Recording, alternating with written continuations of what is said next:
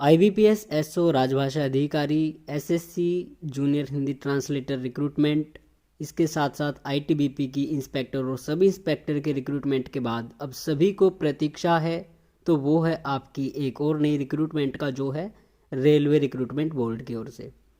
तो देखिए, रेलवे की ओर से जूनियर हिंदी ट्रांसलेटर की वैकेंसी आती है। लास्ट टाइम ये आई थी 2019 में। वैकेंसीज़ की संख्या आपको बताए तो 244 थी, लगभग 250 आप मान सकते हैं। ये टेंटेटिव थी, इसके बाद में फाइनल कितनी हुई इसकी कोई इन्फॉर्मेशन है नहीं, थोड़ी रिसर्च करनी पड़ेगी, जिसका कोई इतना फ़ायदा है नहीं। तो आज की वीडियो में हम आपको बताएंगे कि आरआरबी में कहाँ कहाँ वैकेंसी हैं।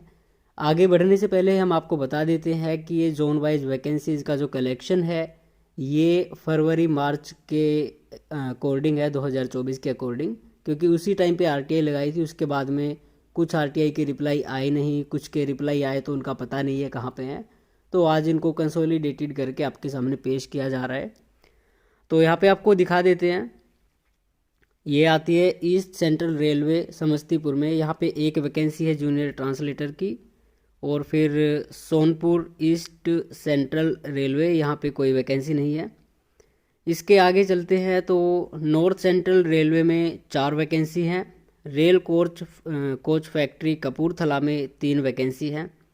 साउथ वेस्टर्न रेलवे में 8 वैकेंसी हैं। नॉर्थ ईस्ट फ्रंटियर रेलवे में 5 वैकेंसी हैं।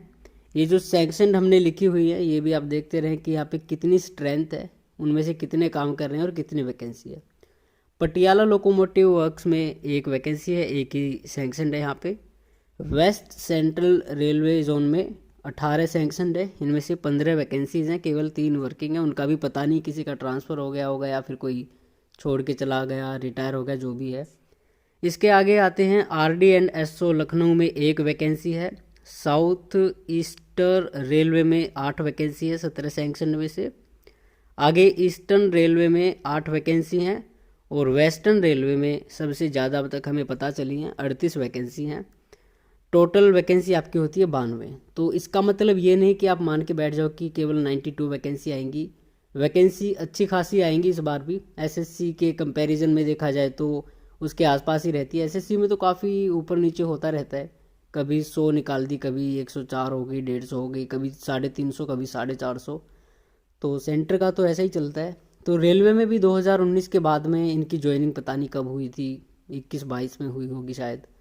तो उसके बाद में कितनों ने ज्वाइन किया, कितनों ने छोड़ दिया, कितनों के ट्रांसफ़र हो गए और कितनों का जो सुपर एनुएशन हो गई, रिटायरमेंट हो गई।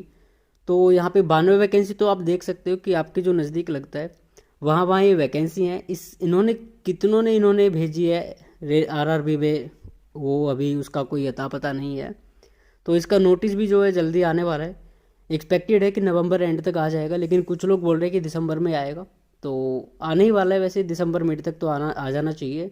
और जहाँ तक इनका डिले लग रहा है तो नवंबर एंड तक तो आ जाना चाहिए, क्योंकि इन्होंने अक्टूबर नवंबर का बोला था, शायद अक्टूबर से दिसंबर के बीच।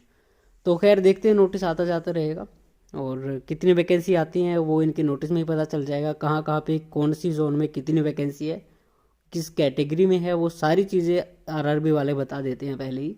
तो अपनी आप तैयारी रखें। इसमें मैथ्स, जीके, इंग्लिश, ये सारी चीज़ें आती हैं, रीजनिंग वगैरह। तो इन पे भी आप, अगर आपके पास कोई जॉब नहीं है, एसएससी वाला जो वो अपॉर्चुनिटी है एसएससी की वो भी जा चुकी है, तो रेलवे में ये भी कहा जा रहा है कि थोड़ा एज रिलैक्सेशन भी दिया जा रहा है, क्योंकि काफ़ी टाइम बाद ये रिक्रूटमेंट आ रही है, लगभग 5 साल हो चुके हैं। तो जिनकी एज एसएससी में जा चुकी है वो आरआरबी की अपनी तैयारी कर सकते हो, क्योंकि यहाँ पे रिलैक्सेशन मिलने वाला है अगर आप किसी कैटेगरी से हैं तो।